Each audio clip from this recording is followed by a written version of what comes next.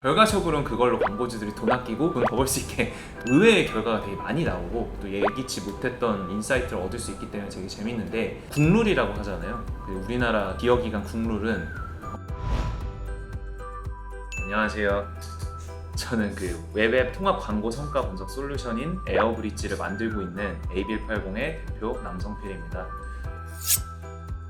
온누리 DMC는 이제 사실 크로스타겟이라는 DSP를 운영을 하고 있고, 또 그 뒤에 이제 DMP를 가지고 계신 이제 광고 플랫폼이시잖아요. 저희와 같은 애트리뷰션 회사들이 이런 DSP 혹은 DMP들과 협업할 때 가장 이제 중요한 거는 이제 저희는 포스트백이라는 데이터를 전송하는 방식이에요. 이 포스트백을 통해서 저희가 광고주의 허락을 득한 그런 이제 이벤트들의 데이터를 이제 온누리 DMC가 가지고 있는 크로스타겟 서버로 이제 실시간으로 보내주게 되고, 크로스타겟 서버에서는 이렇게 받은 이벤트들을 가지고 이제 타겟팅을 한다든지, 혹은 실시간으로 이제 머신러닝과 같은 이제 타겟팅 메커니즘을 돌려서 그 사용자에게 맞는 이제 맞춤형 광고를 이제 적시에 노출을 한다든지, 이렇게 광고주의 성과를 이제 높여줄 수 있는 다양한 방법론을 저희가 포스트백으로 보내준 데이터를 기반으로 학습을 할 수가 있는 거죠.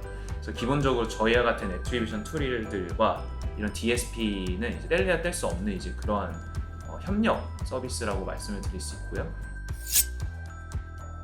오늘 제가 사실 좀 소개해드리고 싶은 주제는 새로운 어트리뷰션 방법론인 인크리멘탈리티라는 그런 방법론인데요. 인크리멘탈리티라는 개념을 이제 한국말로 표현을 하면 순증가분이라고 말씀을 드릴 수 있어요. 광고 성과의 순증가분을 분석하는 이제 기법이 인크리멘탈리티 기법이라고 말씀을 드릴 수 있는데요. 이제 이게 왜 중요하냐면, 현행 광고 성과 기여도 분석 방법론에서는 어떤 사람이 이제 광고를 보고 앱을 설치했다던가 구매를 일으키면 이제 그런 컨버전을 일으키면 그 컨버전의 성과를 100% 앞서서 일어났던 광고에 자연스럽게 기여를 시키는 이제 그런 방법론이 일반적이에요. 광고 보고 구매했으면 그 구매는 광고 때문이다 라고 100% 인정을 하는 것이죠.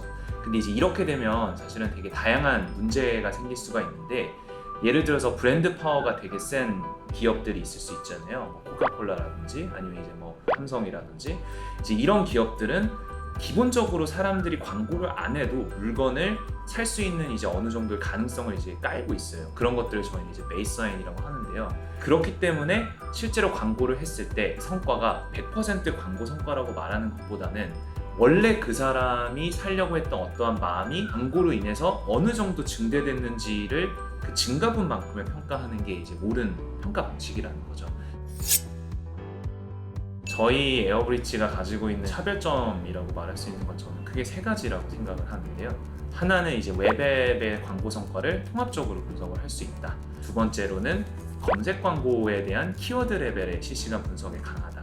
그리고 세 번째는 오늘 제가 사실 좀 말씀을 중심적으로 드리려고 했던 인크리멘탈리티 분석을 제공한다. 이렇게 세 가지가 저희 차별점이라고 볼 수 있어요. 그러니까 오늘날 사람들이 이제 구매라는 어떤 액션을 일으킬 때 꼭 모바일 앱에서만 하진 않거든요. 생각해보면 데스크탑 웹에서 이제 검색을 해서 브라우징을 하거나 검색을 하고, 그 다음에 이제 모바일 웹사이트에서 좀 더 보기도 하다가 앱을 다운받아서 앱에서 결제하는 이제 이런 복잡 다단한 결제 여정을 가지고 있어요.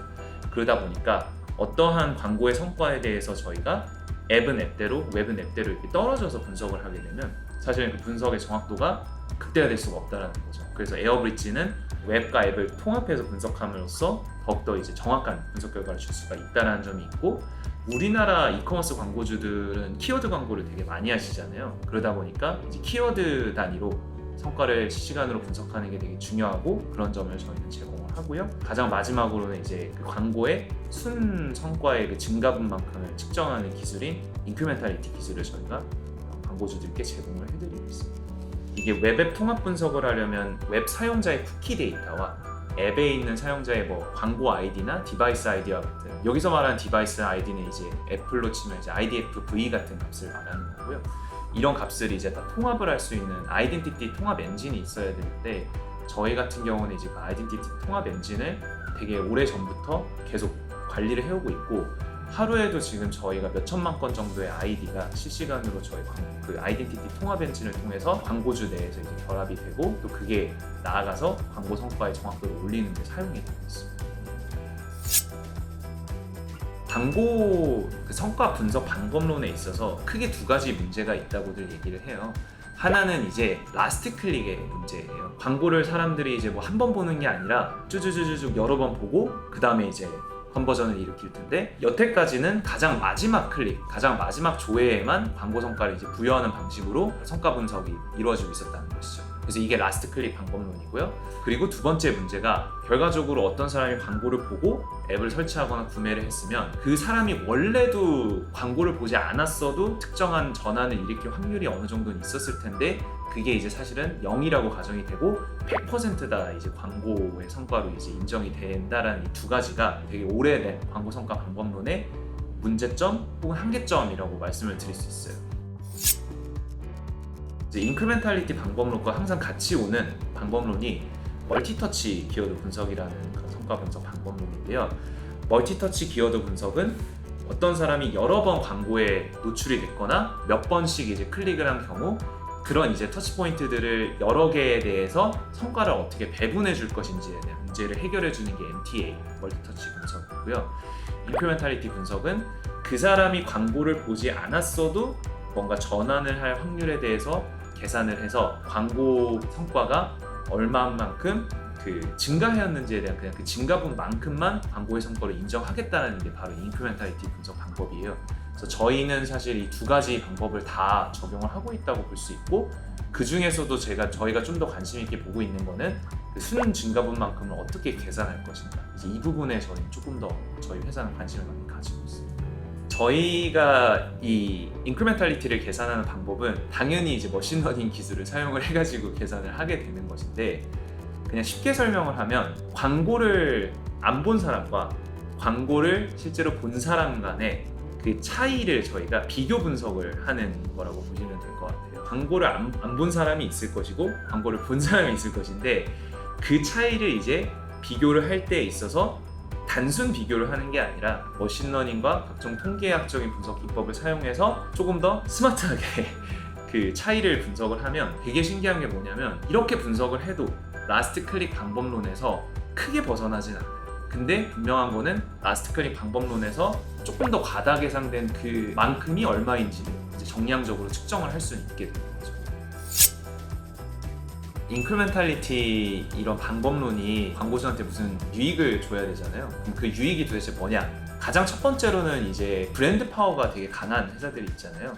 그래서 가만히 있어도 물건이 팔리는 회사들, 이런 회사들이 일반적으로 좀 과대 계산되어 있는 그 광고 성과를 조금 더 정확하게 측정할 수 있다는 점이 첫 번째이고요. 그리고 두 번째로는 업계에서 항상 이제 힘든 문제, 사기 광고 문제가 있을 수 있어요. 근데 이제 사기 광고의 다양한 수법은 사실은 마지막에 끼어들려고 하는 이제 그런 수법과도 되게 상관이 있거든요. 근데 이런 인크리멘탈리티 분석이나 MTA 분석을 하게 되면 마지막에 이제 가짜 클릭을 끼워 넣거나, 그럼 이제 마지막에 이제 클릭을 일부러 발생을 시키는 그런 행위를 하더라도 결과적으로 놓고 보면 그러한 이제 노력들이 다 전부 이제 상쇄를 저희가 시킬 수가 있다. 사기 광고 문제를 어느 정도 해결해 주는 데 기여할 수 있다. 이게 두 번째이고, 마지막으로는 이제 광고주들이 자신의 광고 성과를 분석하는 되게 다양한 선택지가 주어져야 된다고 생각해요. 왜냐하면 광고주마다 상황이 되게 다르잖아요. 크기가 큰 데도 있고 작은 데도 있고, UA 광고만 트는 데도 있고, 리인게이지먼트 광고까지 같이 트는 데도 있고, 어퍼 퍼널, 로어 퍼널 전략을 되게 심화해서 가지고 계신 광고주들도 있고, 광고주의 상황과 여건이 항상 다른데 하나의 그 시선으로만 그 광고 성과를 분석한다는 게 되게 리스크일 수 있거든요. 그래서 이런 인크리멘탈리티라든지 MTA 분석 방법론이 조금 더 다양한 각도로 자사의 광고 성과를 분석할 수 있는 대안적인 방법으로서 주목받는 이유도, 라스트 클릭 방법을 사용하지 말자라는 게 아니라 그 방법과 더불어서 이런 방법들을 같이 본다면 이제 라스트 클릭에서 발견하지 못했던 문제를 이제 저희가 해결할 수 있다라는 이제 그런 믿음이 있기 때문이다, 이렇게 저는 생각을 합니다.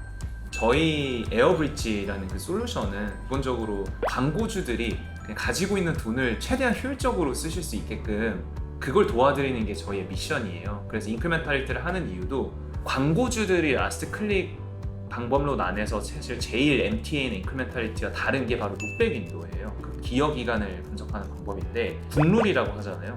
우리나라 그 기여 기간 국룰은 7일 아니면 1일이라고 저는 생각을 해요. 근데 이제 MTA나 인크리멘탈리티 분석을 하려면 1일 7일로는 되게 적어요. 왜냐면 생각보다 사람들이 과거에 봤던 광고에서 현재 영향을 받는 경우가 되게 많거든요. 그런 거 이제 통계적으로 분석해보면 그런 경우가 많기 때문에 600인도를 이제 7일에서 30일, 60일 되게 늘려보면서 이제 분석을 하면 생각 외로 어떠한 광고 채널들이 과소 계산되었다는 걸 이제 알 수 있게 되고요. 또 어떠한 광고 매체는 이제 단기 성과는 되게 좋은데 장기 성과로 가면 생각보다 그 성과가 증대되지 않는 이제 그런 매체들도 발견이 돼요.